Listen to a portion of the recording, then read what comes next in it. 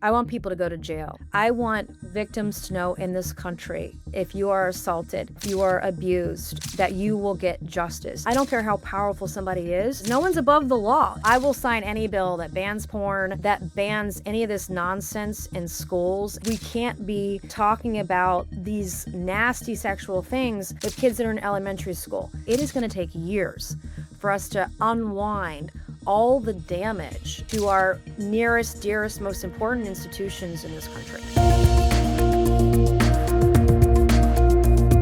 And welcome back to The Brief, Insights from the Inside. We are joined today by Congresswoman Nancy Mace. Congresswoman Mace represents South Carolina's 1st Congressional District, and she is the first female Republican elected from the state of South Carolina to Congress. Congresswoman, thank you so much for joining us today. We appreciate it. And thank you for having me, as always. Speaker Johnson recently expressed his optimism in building on the momentum of the big, beautiful bill, codifying some of President Trump's executive orders. Can you give us some update as to the House GOP moving on some of those issues, even amidst the government shutdown? Well, if we could only get past the government shutdown, we haven't been in session the last couple of weeks. You can file bills right now as the government is shut down, but we aren't voting on them. There's not a lot of committee work going on.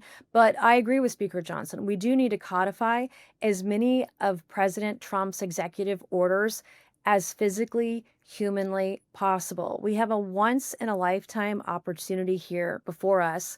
While we have the White House, while we have the Senate, while we have the U.S. House, we have both chambers of Congress in order to really change the direction of our country. And Trump has shown us that the bold leadership, the strength and toughness that he has, that the man is literally unstoppable. And I don't know that we're going to have this opportunity anytime soon again.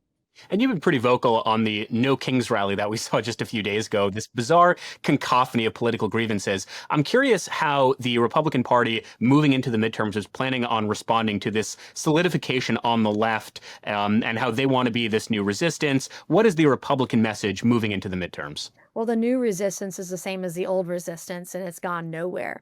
The irony of the No Kings protest on Saturday is that this is literally the political party that installed their presidential nominee. Literally, they were nominating a king, or in this case, queen.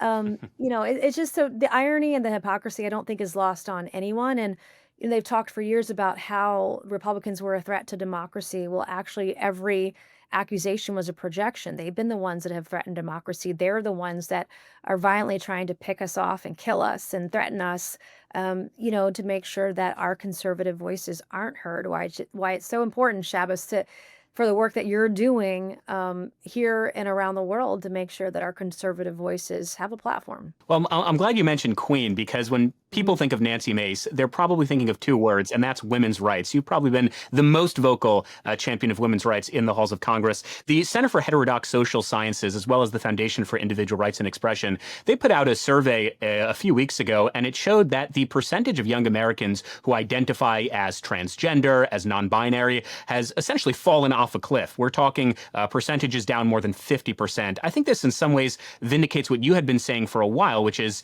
transgenderism is not a medical or a scientific issue. It's more cultural or social. I'm curious your reaction to those statistics that we've seen recently. Well, it's a trend on TikTok and social media, as we've seen, but the louder that opposing voices have really told these people that this isn't real, this is not science, this is not biology, get rid of the pronouns, stop wearing a dress if you're a guy.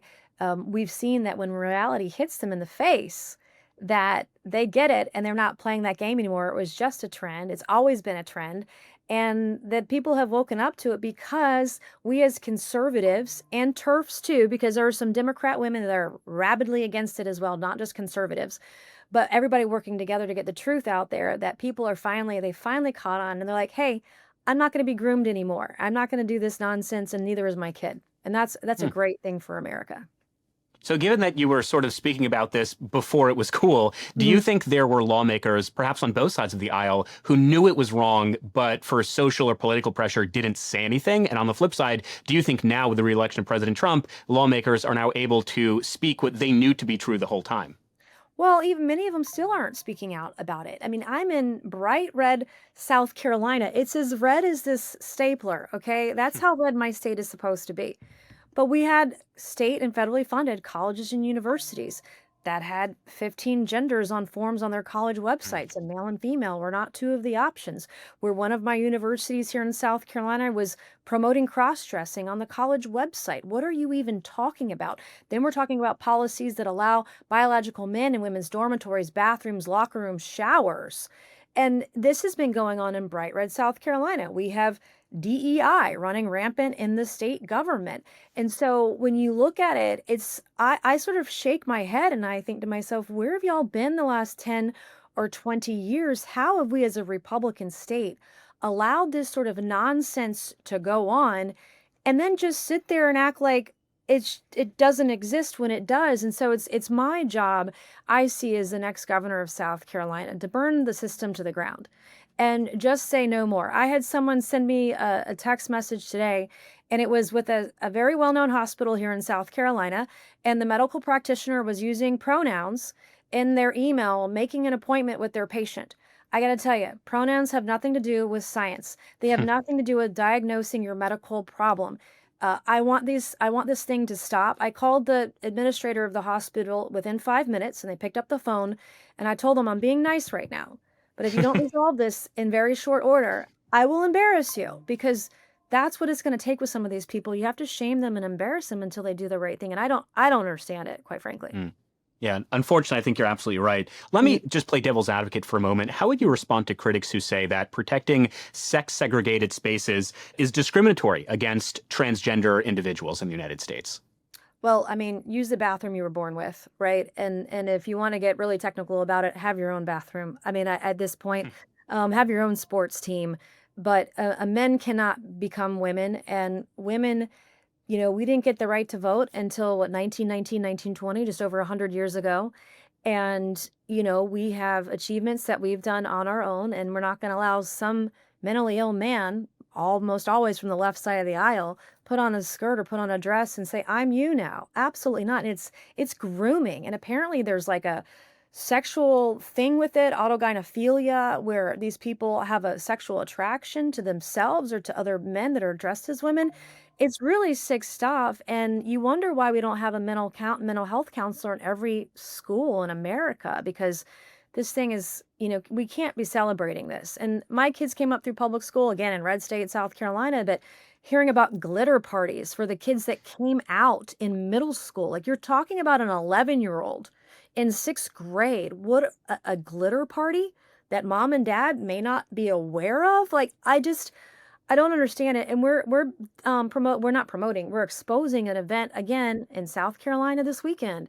And it is for QTs, not like your kid is cute. It is QT as a like queer, trans, whatever. I don't know what queer means. Okay. I gotta be honest with you. I still don't know what queer means, and I'm 47 years old. But they have like this group called the Period Pixies, and they show up and they table, and they have like bloodied looking tablecloths, and they have tampon fairies. So they're gonna make tampon art this weekend, and they're gonna have drag queens do a drag show to 12-year-olds. Like you can be 10 and show up to this drag show this weekend, and you don't need an adult if your 13-year-old brother or sister brings you. Like Mm. that, I just it's I don't know what's happening. But what I do know is that as a God-fearing American, as a conservative, as a mom, that we have to make sure that we don't allow this to continue, that we get in their faces and we say no more. It is going to take years for us to unwind all the damage that Democrats have done to our nearest, dearest, most important institutions in this country. So I'm glad you mentioned schools because parents are rightfully concerned about the gender ideology and queer ideology seeping into the public school system as well. What role does the federal government and or the state government, if and when you become the next governor of South Carolina, have in ensuring that gender ideology, queer theory is not seeping into the school system? Well, I will sign any bill that bans pronouns, that bans porn, that bans any of this nonsense in schools. And if you're going to teach sex ed, the parents must approve of the sex education. And, if you're a good mom and dad, like most of us are, you're going to have those conversations with your kid. We can't be talking about these nasty sexual things with kids that are in elementary school. These kids, like I got a little bit of libertarian in me, so like, I don't want the government telling us who to love or who to marry, and I don't want them in your boardroom or your bedroom and that kind of thing. But that means it doesn't creep into your schools. We should not be indoctrinating children, vulnerable kids, with this sort of thing. And when we have events that kids go to, I mean, I want to ban drag shows to children. Like, we don't have that kind of ban in South Carolina. You can go to our South Carolina school libraries and public libraries today, and you can find cartoon books of how to have sex and like young people doing sexual acts. And these things are available to children. And that's, I mean, if it's happening here, it's happening everywhere. But I got to tell you right now, you put a bill on my desk, I am signing it into law. I'm not going to tolerate it. And quite frankly, as governor, I will go to libraries and I'll rent the books out myself. I'll go to bond hearings to make sure pedophiles don't get out of jail. Like, I am so vehemently opposed to the disintegration of our values, and as both as Christians but as Jews too, because our faith has kept communities together. Our faith has kept civilization strong. Our faith in God. And the left is trying to take that away from all of us. And that's what they're taking God out of everything, taking God out of the community, God out of our lives, has done to our communities. And look how it's ruined portions of our country. Well said. And Congresswoman, you're unique for so many reasons. One of them being what you were just articulating, the protection not just of women, but of kids, of young people. In Mhm. fact, you have bucked your own party, and you're one of the Oh, yeah. very few Mhm. Republicans to vote with Democrats on releasing the Epstein files. So Yeah. if I can hear from you specifically, and can our audience hear from you specifically, what do you want the Department of Justice or the House GOP to be doing as it pertains to the Epstein files, as it pertains to the victims of Jeffrey Epstein? I want people to go to jail. I want victims to know in this country, if you are assaulted, if you are abused, if someone has done great harm and broken the law in doing so, that you will get justice. And by getting justice, that means that people have to go to jail. And, some people want to deny there's a list. We know that as victims that have come forward, there are over 20 people who have been identified as Wow. potentially child rapists or potentially pedophiles or potentially sexual abusers, that those people exist. Some of them are very powerful people.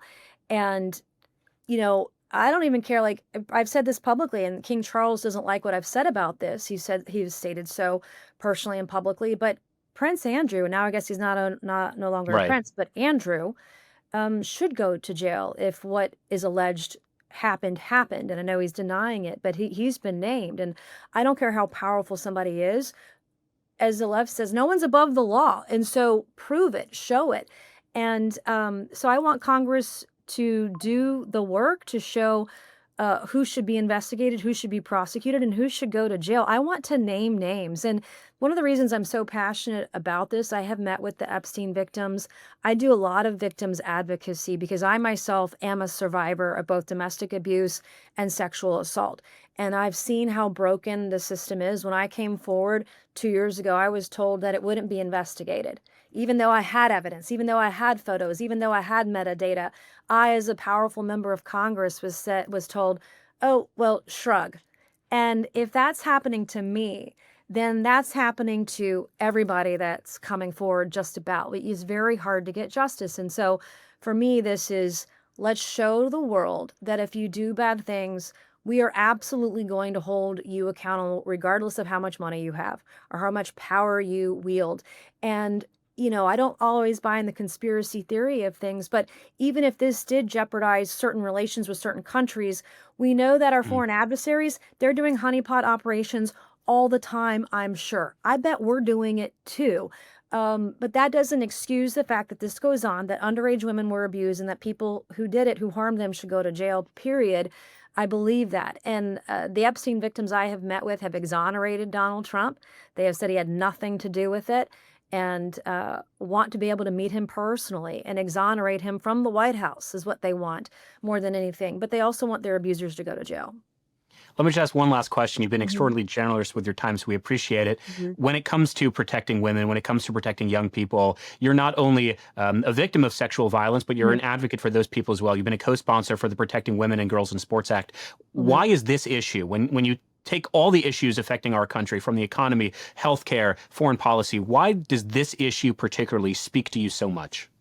Well, I think our personal experiences define how we view the world and how we take up certain challenges or certain causes.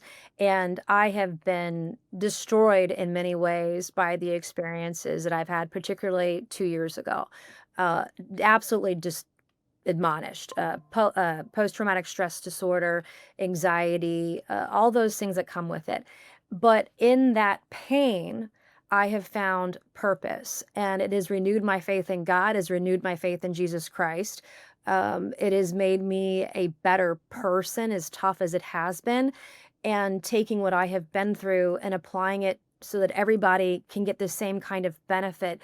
I think that sometimes our faith, I don't know that I'll ever be healed from what I have been through. I don't know that I'll ever be healed from it physically, spiritually, emotionally. But what I do know is that by sharing my story, by working on the legislation, by fighting for women and girls, fighting for victims everywhere, that it's given me purpose. And that with so many flaws that I have, I'm such an imperfect vessel for His word, for God's faith. But I am the perfect messenger because of everything that I've been through and how honestly I can talk about it and talk about the truth. It's helped so many people, and it's given me a great purpose in life and renewed my faith. And I think that's Mm, something that we're seeing a bit of a revival in post Charlie Kirk era, but we're seeing it, I think, across the spectrum, both in the Jewish faith and the Christian faith. It's very important that we get back to that, and that mm. guides us and gives us purpose, but guides us in our job, in our work, in how we raise our children, and how we articulate or associate with other people, how we dress, how we forgive other people, but also how we get justice, because that's important. Book of Romans, baby, justice. Wow. I Mhm. totally lied. I said one last question. Really, one last question. You're so effective in Congress. Why Mm. run for governor? Well, it's because I've been so effective in Congress. We've accomplished so much. We've had so much success, from the cost of living and inflation and taxes that we've addressed, issues to illegal immigration, to infrastructure. I want to take what I've learned in Congress and apply it to the state of South Carolina. I want to take the America First agenda that Donald Trump has put out and make it statewide in South Carolina. We have sanctuary sheriffs. We have woke ideology. We have DEI. We have criminals walking the streets. As Donald Trump is a law and order president, I will be the law and order governor. I'll be Trump in high heels, making my state, my home state, bigger and better and more competitive than ever. We're gonna do what Donald Trump did at the South Carolina state level. And I can't wait.